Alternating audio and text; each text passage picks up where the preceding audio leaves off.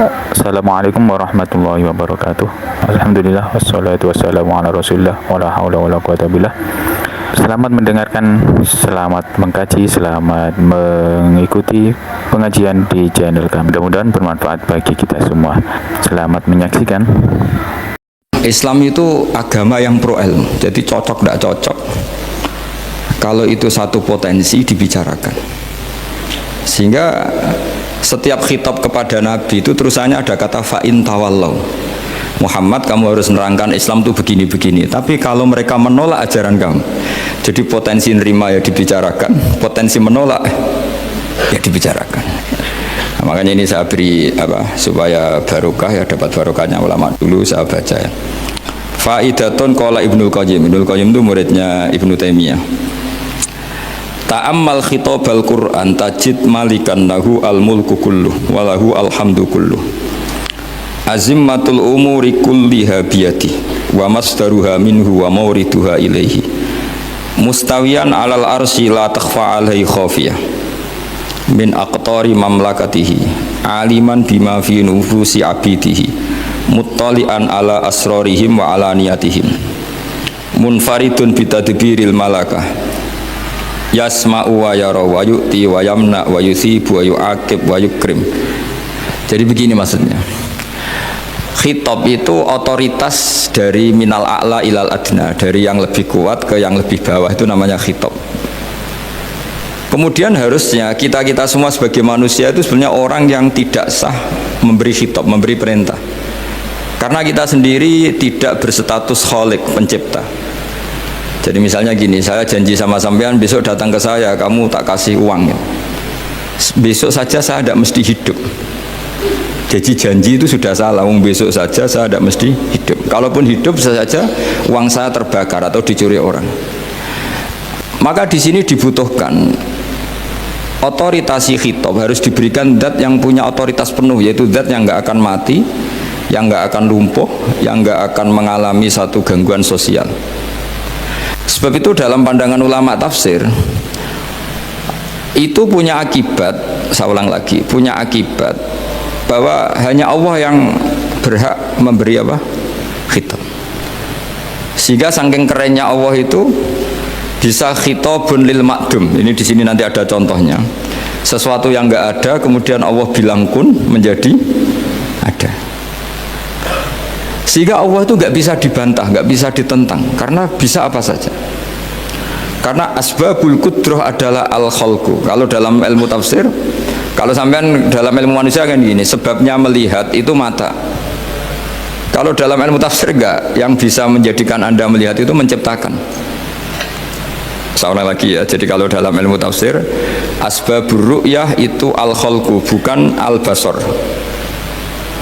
Kalau kamu melihat karena mata, berarti setelah jauh tidak bisa melihat, atau setelah tertutupi tidak bisa melihat. Tapi kalau kamu mengetahuinya karena menciptakan, maka kapan saja bisa melihat. Misalnya gini, saya punya emas 1 gram, kecil sekali 1 gram, saya tanam di dalam Monas, kedalamannya 1 meter.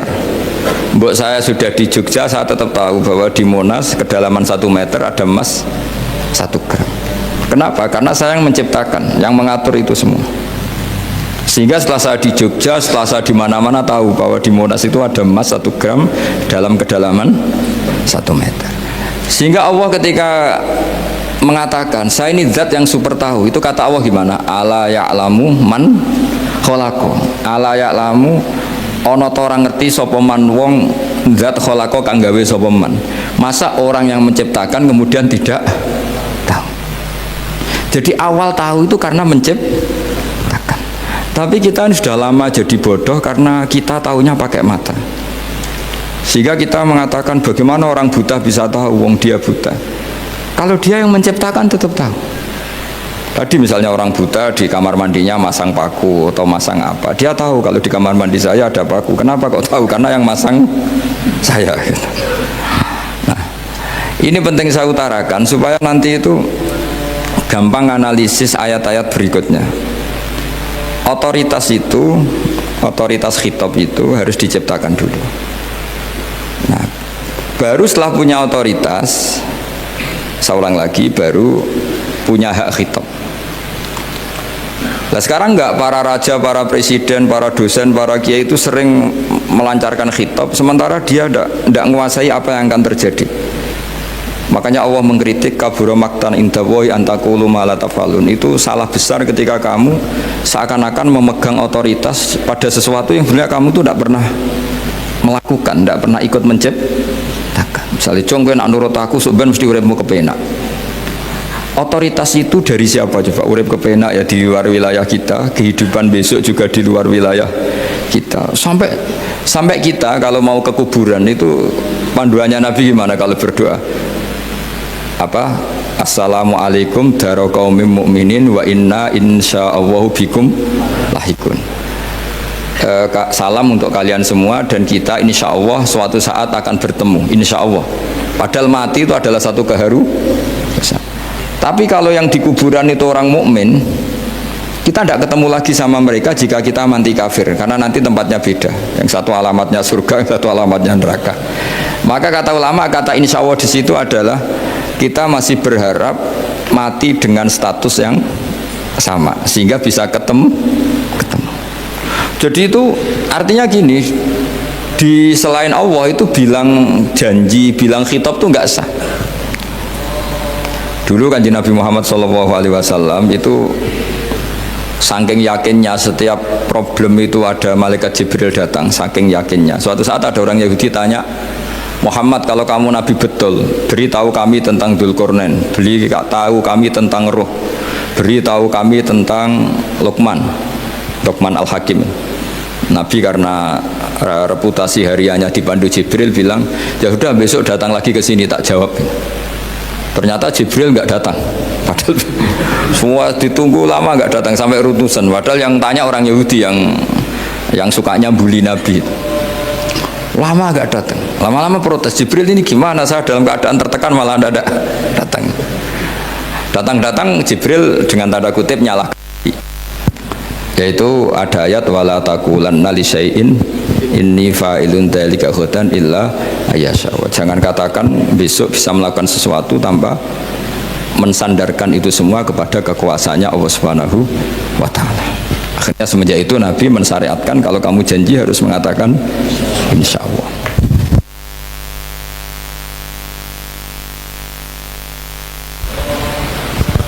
Ya, kenapa ini saya katakan penting? Karena nanti khitab di Quran itu supaya proporsional ya. Sekarang banyak orang memahami Quran tapi nggak mau mempelajari ilmunya apa? Quran. Termasuk ilmunya Quran tadi ya, ada 3 ingat ya. Khitabun lin nabi itu bisa saja khitabun li ummati. Yaitu dalam kasus-kasus yang Nabi tidak ngalami kasus itu tapi yang ngalami umatnya. Nah, kenapa khitabnya tetap kepada Nabi? Karena yang bisa komunikasi dengan Allah itu hanya Nabi. Makanya bisa dilihat di ya ayyuhan nabiyyu itu mufrad mudzakkar. Nabi Muhammad itu satu orang yang berstatus lelaki. Kemudian idza talaqtum itu kalian semua. Harusnya kan kamu, karena dari satu orang ke satu orang. Tapi ini enggak.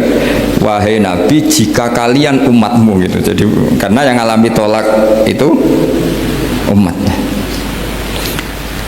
Terus kedua khitabun lin nabi, dan yang dimaksud itu memang nabi, kayak sholat tahajud. Sholat tahajud itu sholat yang memang untuk nabi. Karena tahajud yang menjadikan punya hak syafaat itu hanya nabi. Sehingga ketika ulama, nabi itu wajib tahajud, tapi kalau umatnya hanya sunat tahajud.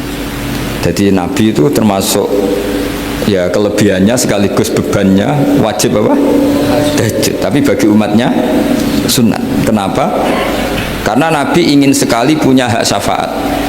Kemudian sama Allah diberi instruksi, diberi syarat wa minal laili fatahajjat bihi nafilatal lak asa ayyab'atsaka rabbuka maqama mahmuda. Muhammad, kalau malam kamu harus tahajud supaya kamu nanti diberi hak syafaat. Itu kalau umatnya tahajud nggak boleh sampai diteruskan ayat-ayat ayat asuka, karena kamu tuh tidak punya hak syafaat. Disyafaati saja tidak mesti. tapi Nabi harus tahajud supaya punya hak apa? Dan perlu dicatat syafaat itu hadisnya sahih semua, di Bukhari ada, di Muslim ada. Cuma orang berlebihan cara menolak syafaat atau mengimani syafaat. Ada yang berlebihan ngimani sampai tidak pernah ngamal baik, mentang-mentang nanti dapat syafaatnya Kanjeng Nabi. Ada yang nggak percaya syafaat, itu ya kebablasan juga, padahal itu ada di hadis sahih semua cerita syafaat.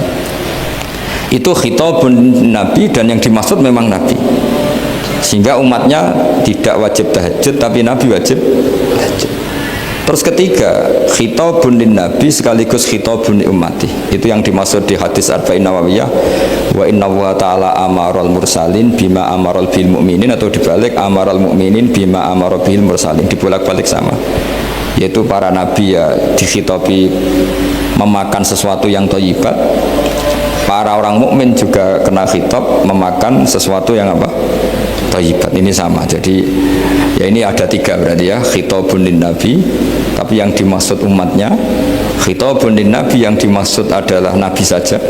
Terus ketiga, khitabun lin nabi yang dimaksud plus umatnya. Nah, kajian seperti ini penting.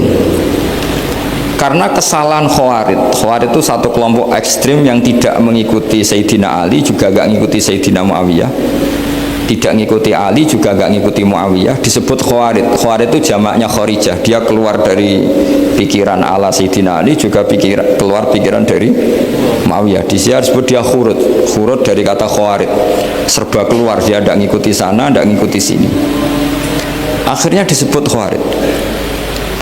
Nah, Khawarij itu orang yang berpikir sesuai kritik yang dilakukan Quran, tapi mereka lupa bahwa yang punya otoritas kritik itu Allah, karena yang kalau boleh sama-sama terganggu kerajaannya itu hanya Allah. Gini saya beri contoh ya, yang punya hak ketika sepeda motor saya kamu pakai, yang punya hak menentukan itu gasap apa pinjam itu saya apa orang lain? Saya. Ketika yang pakai nggak pamit itu teman akrab saya atau anak saya atau orang yang saya ridhoi, itu namanya gasap apa pinjem nggak pamit? Ya udah, ini harus jelas. Tadi pagi saya ngaji direktorat, saya bilang di fikih itu ada istilah ulima ridhohu, sesuatu tidak pamit formal tapi sudah diketahui ridhonya. Makanya di fikih ada bab namanya mu'atoh, tadi pagi saya terangkan ya. Di perdebatan fikih itu ada bab namanya apa? Mu'atoh dari kata ato yu'ati, mu'atotan, saling transaksi yang non verbal tapi maklum. Ya seperti kalau kamu marung itu contohnya, kalau kamu marung di kantin terus makan gedang goreng, itu nyuri apa beli? Coba jawab saja. Kalau dikatakan beli kamu belum bayar, kalau dikatakan nyuri terang-terangan. Coba kalau mbak-mbak milih mana, itu nyuri apa beli? Kalau beli belum bayar, kalau nyuri kok terang-terangan ya. Nggak nyuri apa beli?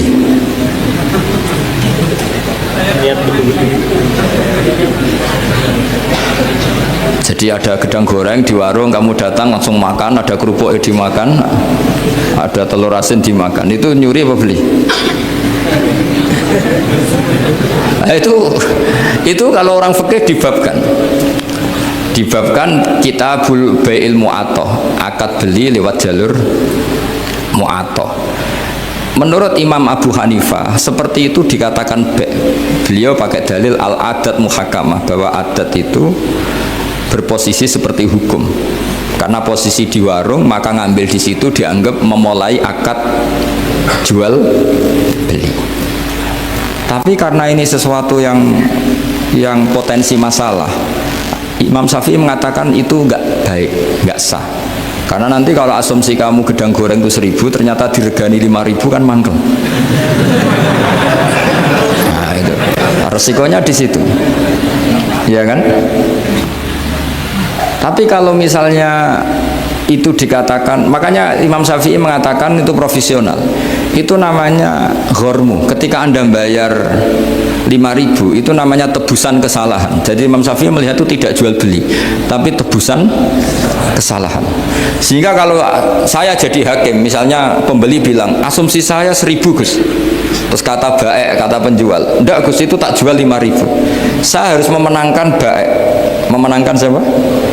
penjual, karena penjual adalah pemilik gedang goreng itu, dan posisi yang makan adalah perusak barang orang lain.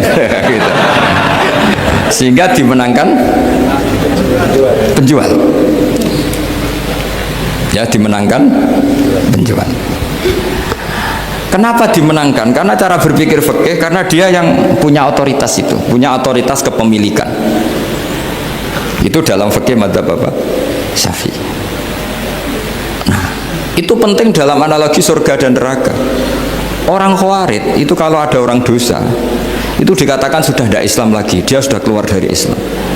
Orang dosa itu wajib disiksa oleh Allah. Mereka bilangnya ya wajib. Dalam kelompok Islam itu ada kelompok namanya Khawarij, orang yang sangat ekstrim dalam berpikir. Dia mengkafirkan orang yang melakukan dosa apa? Besar, dihukumi kafir. Tapi pendapat ahli sunnah enggak, orang dosa besar ya dosa saja, tapi tidak usah dihukumi kafir. Kenapa? Cara berpikir ahli sunnah, surga neraka itu milik Allah. Kalau yang punya saja tidak apa-apa, ngapain ada yang ribet? Yang punya surga neraka itu Tuhan, dan Tuhan memanggil-manggil orang yang salah itu disuruh tobat, anibu ila rabbikum, wahai hambaku yang berlebihan, yang masih dosa, ayo kembali ke saya. Kapan saja kembali ke saya tak terima. Sehingga dalam mazhab ahli sunnah, otoritas khitab, otoritas kepemilikan yang berhak ya yang punya, orang lain itu nomor 2. Sehingga tadi kalau Anda bawa kayak motor saya, dan Anda teman akrab saya, tidak pamit saya, kalau saya bilang itu nggak apa-apa ya nggak apa-apa, kalau saya bilang apa-apa ya apa-apa, nggak penting orang lain. Sehingga ini wilayah yang agak sensitif, tapi ini ilmu, mau tidak mau kita harus dengar. Sehingga di fikih ada bab ulima ridhohu. Misalnya ada orang makan gedang goreng di warung terus ditangkap Pak polisi, wah ini pencurian, mesti bakulnya nggak terima, enggak pencurian, memang tak jual. Nah, yang kasus begini, ini yang kasus, ini mungkin kasusnya anak-anak yang masih kos atau masih mahasiswa. Warung kantin dijaga ibu-ibu, ada anak makan lahap, dikira belinya cash, setelah dimakan ternyata akadnya utang. Nah, itu pertanyaannya itu halal apa enggak? Karena asumsi baiknya monggo-monggo, karena apa, sudah mengkhayal nanti ada sekian uang cash didapatkan, ternyata nyatet atau hutang. Nah, kalau ngomong di depan, Bu saya mau makan di sini utang, kira-kira enggak boleh. Wah, itu ada sekian PR, makanya saya sering muji orang-orang yang enggak alim. Enak-enak orang tuh orang enggak alim karena enggak kesulitan seperti ini. Kita sebagai peneliti fikih itu sering kesulitan. Nah, sama Anda misalnya naik Grab atau naik taksi atau apa, ketika Anda naik itu posisinya enggak sap apa pinjem, dikatakan akad sewa belum bayar, dikatakan pinjem nanti harus bayar. Jadi ada sekian masail fikih yang jadi perdebatan. Nah, apapun itu nanti kata finalnya itu dia yang punya, yaitu supir taksinya atau baeknya, penjaga warung tadi. Nah, sehingga hukum itu bagi orang lain sudah tidak sah kecuali bagi yang punya. Nah, di sini ini kelihatan benarnya mazhab ahli sunnah wal jamaah. Ahli sunnah mengatakan apapun salahnya seseorang setelah dia beragama Islam itu wilayahnya Allah. Kita tidak bisa berbuat apa-apa. Makanya ada ayat laisa laka minal amri syai'un aw yatuba alaihim aw yu'adzibah. Muhammad, meskipun kamu kekasih saya, kamu tidak punya otoritas menentukan si A dimaafkan, si A disiksa. Otoritas itu hanya bagi saya, kata Allah. Sehingga banyak orang yang Nabi kurang srek karena membunuh pamannya Hamzah malah dikasih tobat sama Allah, namanya Wahsy. Wahsy itu orang yang Nabi gak suka karena pernah membunuh Sayyid Hamzah di perang Uhud, tapi sama Allah marah dikasih tobat. Salabah yang sering ibadah di masjid, sering iktikaf, saking seringnya ibadah itu sampai digelari hamamatul masjid, merpatinya masjid. Tapi na'udzubillah beliau malah berakhir dengan su'ul khatimah. Kita tidak pernah tahu. Kenapa begitu? Karena begini, wilayah yang absolut itu hanya milik Allah Subhanahu wa Ta'ala. Sehingga Nabi kalau ketemu Wahsy ya bilang, iman kamu sudah saya terima, Islam kamu sudah saya terima, tapi saya ini manusia, tolong sembunyikan wajahmu dari saya, karena kalau saya ingat kamu itu mangkel, karena ingat kamu pernah membunuh Hamzah. Tapi saya sebagai Nabi harus menerima iman kamu, karena Nabi itu gak boleh dendam. Tapi kalau mangkal-mangkal sedikit kayaknya agak boleh mungkin ya. Mungkin itu ya. Tapi profesional, Nabi sebagai manusia nggak berkenan melihat wahsy, tapi sebagai Nabi legowo terhadap imannya wahsy. Tapi Allah sendiri yang ngendikan laisa laka minal amri syai'un aw yatuba. Coba orang munafik, kayak apa salahnya orang munafik? Tapi ketika Allah ngendikan tentang orang munafik gimana? Wa yu'adzibal munafiqina in sa'a aw yatuba. Allah bisa saja menyiksa orang munafik insya'a kalau berkehendak au yatuba, atau Allah mengasih tobat.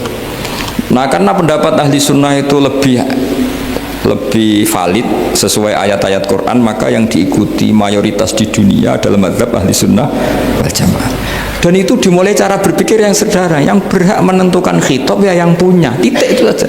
Yang berhak menentukan khitab ya yang, lah tentu yang punya alam raya ini hanya Allah Subhanahu wa ta'ala. Makanya Allah mensifati dirinya Maliki Yaumiddin. Kita tidak bisa. Makanya bahaya ya, pikiran-pikiran kayak Khawarij itu bahaya. Sampai nggak usah tanya saya. Lalu Khawarij kalau di era modern siapa Gus? Anda provokator kalau tanya gitu. Ya itu tidak boleh provokator. Pokoknya pikiran itu salah karena membatasi otoritas Allah Subhanahu wa ta'ala. Allah itu paling tersinggung kalau sifatnya dipakai, dicatut.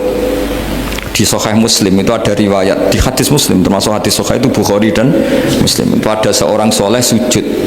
Pas sujud dia diinjek orang preman, kira-kira seperti itu kalau sama diinjek. Terus si yang sujud tadi bilang gini, wallahi, ada kata wallahi, wallahi la yaghfiru wallahu laka, demi Allah, Allah tidak akan maafkan kamu. Saat itu juga Allah ngasih wahyu kepada Nabi di zaman itu, bilang ke yang sujud, pahala sujud tak cabut, dia tidak punya pahala, dan yang menginjek dosanya tak ampuni. Terus Nabinya tanya, kenapa ya Allah? Saya tersinggung, kata Allah, hanya disetatuskan nggak bisa memaafkan. Padahal wa anal ghafir wa anal akhid bidzunub, saya adalah zat yang bisa maafkan, bisa nyiksa. Kenapa status saya tinggal satu? Allah kan bisa kan, walillahi mulkus samawati wal ardh yaghfiru liman yasha wa yu'adzibu man yasha. Tapi si yang sujud tadi menstatuskan Allah hanya satu, yaitu yu'adzib, menyiksa. Itu kata Allah, kok enak, saya ini Tuhan, bisa menyiksa, bisa mengampuni, kenapa status saya jadi satu? Kamu kan mesti gak terima. Status kamu dihilangkan satu, terima gak? Gak terima. Sebagai suami kamu tetap punya dua status, bisa meneruskan nikah, bisa menceraikan. Coba status kamu tak ambil satu, nggak boleh menceraikan. Istri kamu gendut, walek, cerewet. Wah, posingnya bukan main itu. Sama mbak-mbak juga sama. Sebagai istri harus nurut sama suami gini-gini, tapi juga punya hak rafa, hak mengajukan gugatan cerai jika suaminya tidak jelas. Mau nggak dicabut status hak rafa? Nggak mau. Kalau punya suami walek, jelek, senang goda perempuan lain, itu kan. Allah itu punya status bisa memaafkan, juga punya status bisa menyiksa. Terus orang-orang yang sok soleh dengan tanda kutip itu kadang-kadang inginnya Allah tuh nyiksa terus sama musuhnya. Kalau sama dia memaafkan terus. Terus corong Jawa kan, aku mbahmu tapi kan gitu kira-kira. Kok enak gitu. Jadi ya sudah seperti itu. Lagi-lagi kata kuncinya apa? Beri otoritas itu hanya kepada Allah Subhanahu wa ta'ala, karena dia adalah pemilik otoritas sejati. Sehingga zaman Nabi siapa saja itu, ya mungkin orang kayak apa dulu, Khalid bin Walid, perang Uhud kalah, itu panglimanya orang kafir zaman itu siapa? Khalid bin Walid. Dan dia melakukan pembunuhan masif zaman itu, tapi dia dikasih tobat, namanya Khalid bin Walid. Tapi Sa'labah yang tukang di masjid kadang berakhir seperti itu. Ya sudah, akhirnya kita mau tidak mau ya sudah introspeksi. Sampai sesoleh apapun kita selalu diajarkan doa, ya muqallibal qulub tsabbit qalbi ala dini. Karena kayak apa kalau hati kita dibolak-balik? Karena cara berpikir tentang Islam dan tentang ateis atau tentang kekafiran itu mirip satu visi. Makanya hati-hati mahasiswa, karena senangnya berpikir sendiri. Kadang ngelantur kemana-mana. Saya beri contoh. Sampai kalau sekarang masih miskin, berbahagialah. Karena miskin itu mudah jadi orang dermawan. Kalau orang sudah kaya itu ribet. Coba misalnya sampean jadi santri saya, tak contohkan, biasanya santri kalau sama kiainya akan loyal. Kamu miskin punya ayam 2, tak minta 1 boleh enggak? Boleh, padahal itu 50%. Ya, terus punya uang 100.000, tak minta 50.000 kira-kira boleh enggak? Boleh, padahal itu 50%. Tapi kalau kamu kaya, punya uang 1 miliar, tak minta 500 juta, boleh enggak kira-kira? Padahal itu berapa? 50%. Gampang mana dermanya orang kaya sama orang miskin? Untuk mengamal 50, itu mahasiswa yang masih miskin-miskin, uangnya hanya 100.000, traktir temannya habis nggak masalah. Padahal itu berarti 100%. Uangnya 50.000 diminta temannya dikasihkan semua, padahal itu aset satu-satunya. Nah, salaba itu cara berpikir gitu sehingga Allah tersinggung. Saya beri contoh ya, salaba itu singkat cerita kan kalau habis jamaah salam langsung lari pulang. Terus ditanya sama Nabi, kenapa kamu kesusu pulang? Istri saya di rumah masih belum pakai baju karena gantian sama saya. Saking miskinnya tuh baju itu gantian. Sama nggak usah bayangkan, lalu di rumah telanjang kayak apa? Berarti kamu porno, kamu porno berarti tidak boleh. Pokoknya ceritanya seperti itu, tidak usah lari, gantian pakai itu. Singkat cerita, ya Rasulullah, buat saya ini didoakan kaya. Sampai 3 kali Nabi bilang bisa saja miskin itu lebih baik bagi kamu. Lama-lama sampai memaksa Nabi, akhirnya Nabi berdoa. Terus beliau kaya, dan Salabah agak salah, dia nggak minta paket kaya barokah, tapi mintanya kaya saja, diturutin kaya. Pertama punya kambing di pegunungan ya, kalau di Arab itu kan kambing diletakkan di Jabalen, Mabinal Jabalen, di antara 2 lembah itu 40 sampai 80 sampai 4.000. Singkat cerita ketika 40 Nabi sudah memerintahkan sahabat diminta zakat. Berarti kalau 40 itu 1, kalau 80 kira-kira 2. Ya sudah gitu. Sebetulnya ketika 40 kalong 1 terkurangi 1 zakat itu kan ringan karena masih 39. Ya kayak tadi kamu punya uang 1 juta, jangan 1 juta, 500.000 sudah agak berat kamu. Tidak, gini saja, tak beri contoh betapa mudahnya dermawan bagi orang miskin. 1 juta itu kan zakatnya berapa? 25.000 ya. Rubul usyur kalau dalam bahasa Arab itu berapa? Kalau bahasa kampus kan berapa? 2%, 2,5 ya, 2,5. Itu bahasa keliru sebetulnya. Sama ikut saya saja. Saya itu berkali-kali saya pernah garap matematika, cepet-cepetan biar pakar matematika itu mesti cepet saya. Karena saya ini agak bedui. Orang bedui itu cara berpikir itu lebih gampang. Jadi kalau orang Arab, tak ajarin matematika Arab ya, itu nggak ada porogapit. Jadi begini cara berpikir orang Arab itu, berpikir bertahap. Ya kalau 2,5 itu kalau orang Arab bilang rubul usyur apa? Rubul usyur, 1/4 dari 1/10. Jadi kalau orang Arab berpikir bertahap. Jadi misalnya 1 juta, 1/10-nya berapa? 100.000. Terus 1/4-nya berapa? 25.000. Jadi disebut rubul usyur, 1/4 dari 1/10. Jadi 1 miliar, cari 1/10-nya dulu, 100 juta. Terus 1/4-nya, sehingga nggak usah porogapit ruwet. Jadi orang Arab kalau bilang 1/10 sama 1/20 itu tidak bisa, karena nanti tidak ada porogapit. Orang Arab bilang al usyur atau nisful usyur. Misalnya zakatnya apa itu zuru, berarti 100, 1/10-nya berapa? 10. Terus orang Arab kalau misalnya pertanian kamu biayai zakatnya 1/20, orang Arab bilang bukan 1/20, nisful usyur. Berarti berapa? 100, usurnya 10, separuhnya 1/10, berarti 5. Lah 5 ini bahasa kamu apa? 1/20. Ya, bahasa orang kampus 5 kan 1/20. Kalau 10 1/10. Kalau orang Arab bilang apa?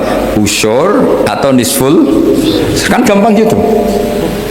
Ya saya ulang lagi ya. Berarti kalau 1/10-nya 1 juta, usurnya berapa? 100. Nisful usur 50. Ya, gampang mana matematika Arab sama matematika ini sama? Daripada sama dia porogapit itu pusing saya lihat itu. Ya sudah gitu aja. Pokoknya diusurkan semua. Orang Arab kalau bilang tuh diusurkan semua. Berarti 1 juta Misalnya zakat mal kan 2,5 berarti 1 juta usur dulu berarti 100.000. Lah zakatnya itu rubul usur 1/4 dari 1/10 ya, di 1/10 dulu berarti 100, habis itu rubul usur 1/4 dari 1/10 berarti ya, jadi gampang saja 1 juta tulis saja langsung 100.000 usur terus 1/4-nya 25. Gampang mana? Gampang lagi pakai kalkulator. Nah sekarang begini, kira-kira kalau kamu punya uang 1 juta diminta zakat 25.000 enteng nggak? Enteng. Biasa kan kita punya uang 1 juta naktir teman sampai habis 100.000 200 enteng.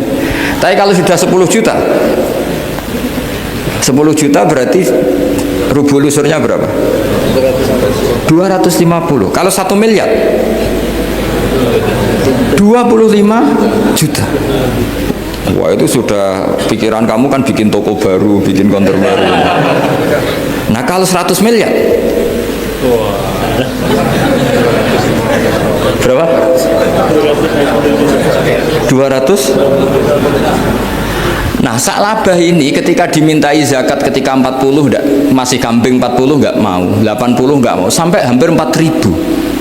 Kalau 4.000 misalnya digawe rata-rata 51 aja, digawe bulat ya. Berapa sebenarnya? Per 1.000 kan 20. Ya kan? Per 1.000 kambing kalau dipakai 50 saja, per 1.000 kambing berapa? 20 kan? 20. Kalau 4.000 80. Kira-kira itu misalnya dipakai 50. Apalagi itu 40 lebih banyak lagi. Akhirnya ngomentari sahabat yang disuruh Nabi ngambil zakat, wah ini tidak zakat, pemerasan. Karena jumlahnya sudah signifikan. Maka kalau kamu ingin dermawan sekarang, itu bisa dermawan 50%. Itu punya 2 ayam kurus lagi. Diminta masjid untuk syukuran, mas bawa aja. Punya kambing kurus 2. Nah, kamu hanya itu, ada panitia masjid minta sumbangan, kasih aja 1, sudah ngamal 50%. Tapi kalau punya sapi limusin 2 yang per 1 harganya 70 juta, kalau diminta 1 kan nilainya tetap 50%. Gampang mana orang miskin sama orang kaya ngamal? Orang miskin. Terus kedua hebatnya orang miskin itu kalau ngamal itu dramatis. Betul itu. Jadi makanya kenapa Nabi suka orang miskin. Loh, saya pernah ditanya, saya ini punya teman yang kaya raya. Dia biasa ngamal 1 miliar 2 miliar. Dia nggak terima sama fatwa saya, Gus kenapa Anda masih muji orang miskin? Ngamalnya tuh banyak saya sekali ngamal bisa 1,5 miliar. Tapi kata saya, ngamal kamu itu tidak dramatis, nggak seru kata saya. Terus dia tanya, kok bisa Gus? Dia orang kaya, paling ngamal 1 miliar untuk bangun masjid, 1 miliar, 1,5 miliar bangun pondok, 1,5 miliar. Tapi kalau orang miskin, misalnya tukang becak, orang miskin kan pasti kawannya orang miskin. Kan nggak mungkin orang miskin utang Abu Rizal Bakri, utang Yusuf Kala, kan nggak mungkin. Kenal saja ndak. Orang miskin kan utangnya sesama orang miskin. Itu pasti itu kan hukum sosial ya. Nah ternyata itu hari itu anaknya ndak makan, hari itu istrinya mau kelahiran. Utang sesama miskin, diutangi 50.000. Tapi uang ini dramatis, kalau hari itu nggak makan mati. Artinya apa? Ada orang amal 1 miliar untuk bangunan, kadang aksesoris, yang satu ngutangi 50.000 tapi taruhannya nyawa. Nah sekarang menyelamatkan nyawa sama bangunan keren mana? Maka berbahagialah orang miskin, karena komunitas mereka ini utang piutang urusan apa? Nyawa. Jadi ini lebih dramatis ya, lebih dramatis, lebih keren. Makanya utang piutang orang miskin itu paling diabadikan Quran karena lebih keren, lebih keren. Karena nyawa apa? Loh saya ini kan termasuk kecil sudah kiai agak keren, sudah kiai agak mapan. Itu kalau orang-orang kaya nawarin saya paling Gus nggak ganti mobil, nggak ganti aksesoris mobil itu nggak keren. Al-Nadikan tetap ngamal pun nggak keren. Tapi kalau orang miskin, Saya sering kan dengar cerita mereka orang itu ngeri. Kayak cerita yang diabadikan Quran itu, wa yu'thiruna ala anfusihim walau kana bihim khassasah. Itu Nabi mengumumkan, saya punya tamu tapi hari ini saya tidak bisa hormat tamu. Ada sahabat yang usul saya, ya Rasulullah, perlu dicatat dulu di Arab tuh nggak ada warung, nggak ada GoFood, nggak bisa kamu pesen online terus, mana nanti delivery gitu nggak bisa. Nah terus akhirnya datang ke rumahnya, datang istri saya, ada makanan? Tidak ada hanya untuk jatahnya bayi. Terus ya sudah, bayinya kamu tidurkan supaya jatah itu dimakan tamunya Rasulullah. Tapi kan jatahnya orang satu, tamunya kan malu kalau nggak ada yang nemanin. Terus ya sudah, lampunya dimatiin, pura-pura kamu nemanin. Wos yang satu ya ada piring sama sendok, pura-pura nemanin, yang satu makan betul. Itu diabadikan Quran. Karena apa? Dramatis gitu. Sehingga pagi-pagi dia datang ke Nabi, kamu punya amal apa? Sehingga tadi malam ada ayat wa yu'thiruna ala anfusihim walau kana bihim khassasah. Mereka mengalahkan kepentingan dirinya sendiri meskipun punya kepentingan sendiri demi tamu tadi. Terus cerita dia, kita tamu tadi malam ya Rasulullah, yang saya sanggup menghormat, sebenarnya saya tidak punya apa-apa, hanya jatah bayi. Itu aja dramatis, bayinya ditidurin dulu, tapi tidak disuntik ganja, tidak ditidurin. Ditidurin biasa nanti kan, ditidurin biasa. Terus suami saya pura-pura nemani, lampu dimatikan. Nah, mungkin tamunya saking laparnya gak penting mikir itu, yang penting makan aja. Jadi maka sebetulnya orang-orang miskin itu tidak usah hiru, wah itu orang kaya bisa ngamal masjid 1 miliar 2 miliar. Tetap ngamalnya ini sesuatu yang tidak mendesak.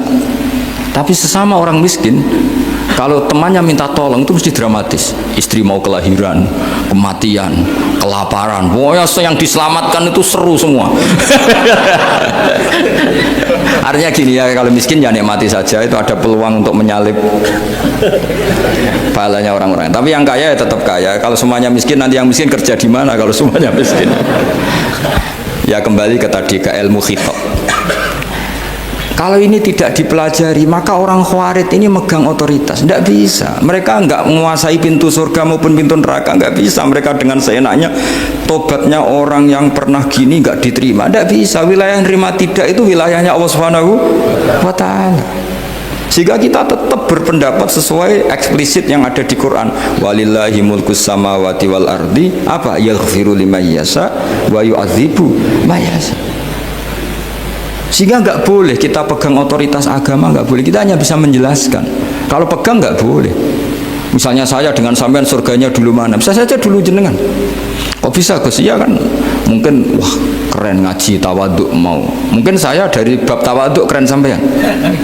Di bawah saya di atas. Di bab tawaduk keren sampean. Sehingga kalau surga kok jalurnya tawaduk mesti dulu sampean. Karena sampean di bawah saya di atas. Tapi saya nanti protes sama Allah. Protesnya gini, posisi saya diperintah ya Allah. Gayanya mereka duduk di bawah, tapi merintahkan saya supaya mau mengajar. Jadi nggak ada sopan-sopannya, karena mereka merintah ya.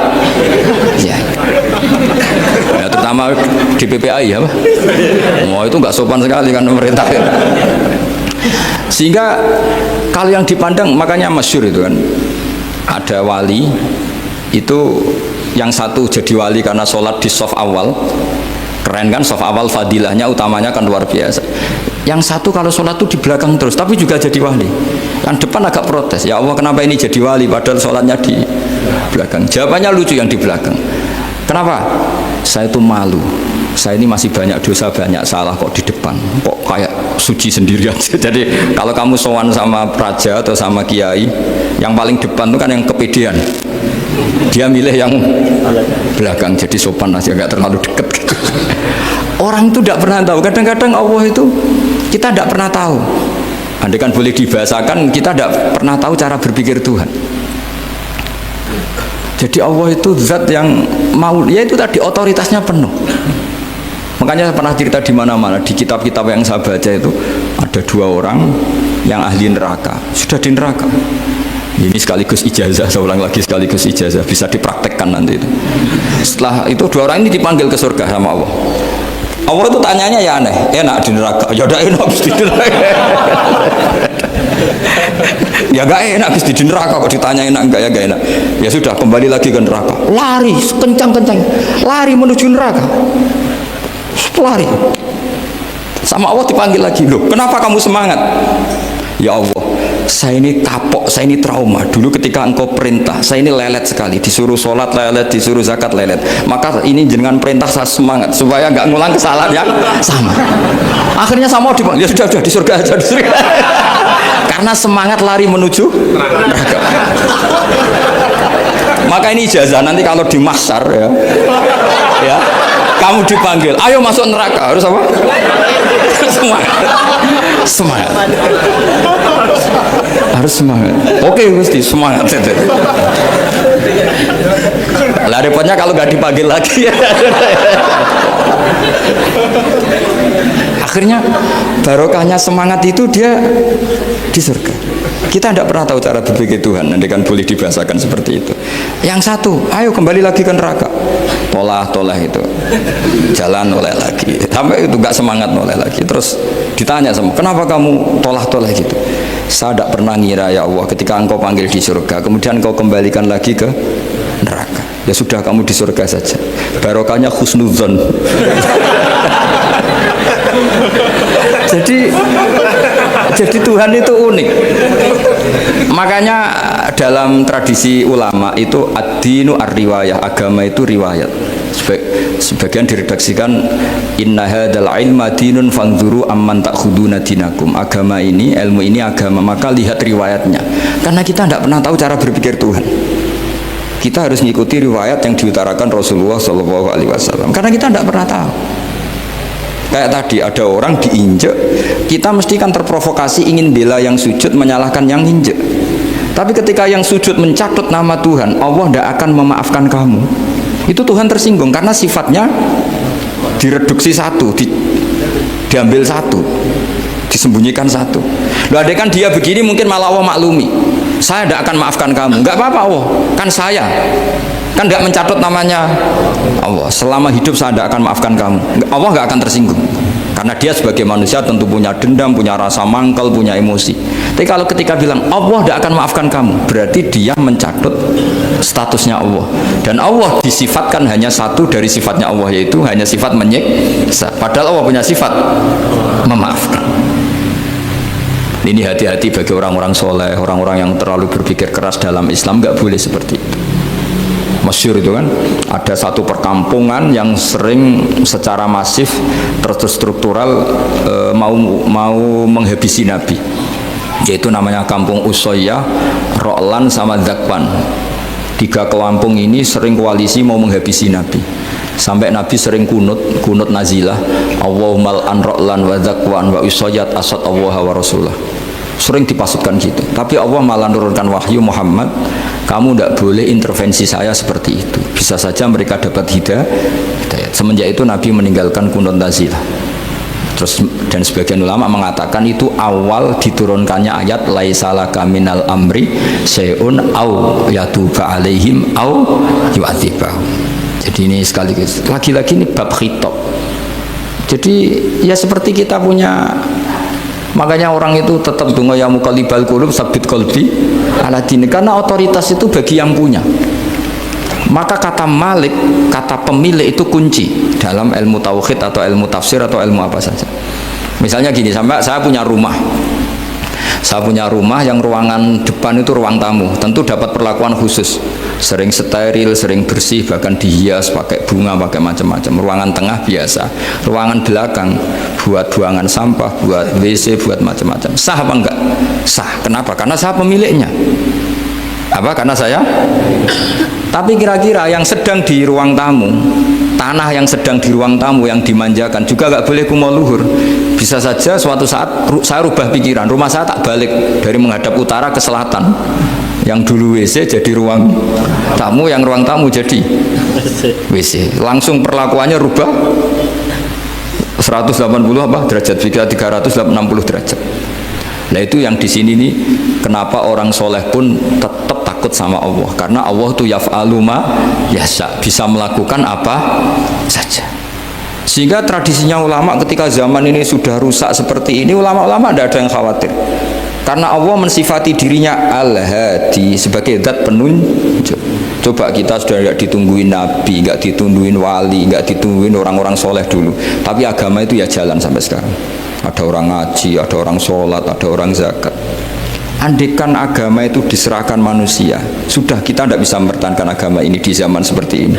Tapi karena Allah itu Al-Hadi, zat yang memberi petunjuk, dan sifat Allah Ta'ala pasti tata'atsaru bi khalqih, pasti ada akibatnya di makhluk. Seperti Allah mensifati dirinya Ar-Razzaq, yang memberi rizki. Buat zaman buyut-buyut perang dijajah Belanda ya tetap makan, ya tetap kawin. Kadang istrinya banyak padahal zaman jajan Belanda. Kita nggak dijajah aja susah. Dulu itu babah kamu istrinya 1 atau 2, buyut-buyut kamu banyak yang 2 padahal miskin. Karena Allah mensifati dirinya Ar-Razzaq. Buat keadaan kayak apa orang tetap dapat rizki. Begitu juga Allah mensifati dirinya Al-Hadi. Buat keadaan dunia rusak kayak apa tetap ada yang dapat hidayah. Jadi kamu tidak usah khawatir terhadap agama ini, karena Allah mensifati dirinya apa? Al-Hadi, zat yang memberi petunjuk. Kayak apa Amerika, kayak apa Korea. Saya itu pernah di Korea, katanya negara ateis. Di sana TKI yang nyari uang, ternyata di sana itu bikin masjid. Coba kalau Allah menghendaki, di Korea ada masjid. Karena bikin masjid nggak boleh, kalau nyewa boleh. Jadi Korea itu ada satu aturan kayak di Jepang, kayak di umumnya negara maju. Yang sudah fungsi sosial itu tetap sosial, nggak boleh menambah yang baru. Jadi kalau dari gereja dibeli masjid boleh, tapi kalau tanah lapang dipakai masjid nggak boleh karena ngurangi tanah. Tapi kalau dari gereja jadi masjid boleh, dari bar untuk masjid boleh, dari pantai asuhan jadi masjid boleh. Pokoknya yang fungsi sosial. Saya pernah ngaji di masjid itu, bawahnya bar, atasnya gereja, atasnya lagi masjid. Kadang ya balik masjid dulu, bar, baru gereja. Karena memang yang sudah kawasan sosial ya kawasan publik ya untuk publik. Kita tidak pernah mengira kalau di sana ada tauhid. Tapi Allah itu Al-Hadi, apa? Allah itu Al-Hadi. Sehingga ya delala ada orang Indonesia kerja di sana, terus nuraninya tersiksa kalau tidak ada tempat sujud. Akhirnya mereka urunan bikin masjid. Itu banyak yang santri saya bersering ngaji saya. Ya saya ulang lagi ya. Jadi cara mikir khitab sama Allah gitu dulu ya. Enggak boleh kamu berpikir khawarid yang membatasi kekuasaan atau hidayatnya Allah Subhanahu wa ta'ala. Karena kita tidak pernah tahu. Salaba ngomong gitu itu masalah besar. Karena mengatakan kekasihnya Allah itu pemungli. Karena tadi, wah ini tidak zakat lagi tapi apa? Pungli. Ini apa? Pemerasan. Karena tadi jumlahnya sudah sekitar 4.000, zakatnya kan banyak sekali. Makanya saya mohon, saya model di UI itu setuju kalau zakatnya dimulai dari kecil lebih ringan. Misalnya kita gaji 1 juta dipotong 25.000 kan ringan. Tapi kalau gaji kamu 1 miliar kan mendingan untuk bayar supir, buat yang jaga gudang, kan mesti pikir aja sudah macam-macam daripada dipakai zakat. Ya, jadi diantara menganalisis Quran adalah apa? Dudukkan Allah sebagai Malikul Umur Kulliha, yang menguasai semua urusan. Tapi kalau kita apapun hebatnya hanya sebagai ulama, hanya sebagai mufti, hanya sebagai kiai, itu tidak punya otoritas. Sehingga misalnya banyak kan, misalnya anak yang kita cintai, kita modali malah bangkrut, yang tidak kita modali malah kaya, karena urusan tidak di tangan kita, tapi di tangan Allah Subhanahu wa ta'ala. Masjid juga gitu. Masjid yang dikelola secara sehat, ramai jamaahnya gini-gini, itu dikelola oleh manajemen. Ada masjid yang kelihatannya sepi, jamaahnya ya sedikit apa, tapi kadang-kadang diridhoni Allah. Kenapa? Karena masjid itu nggak menjadi problem sosial bagi komunitasnya. Saya beri contoh, masjid ramai tentu baik, nggak perlu saya ceritakan. Karena masjid ramai itu ya mesti baik. Masjid yang banyak jamaahnya tentu baik, itu nggak usah dibicarakan. Tapi ada beberapa masjid yang sepi, tapi Allah itu suka. Kenapa?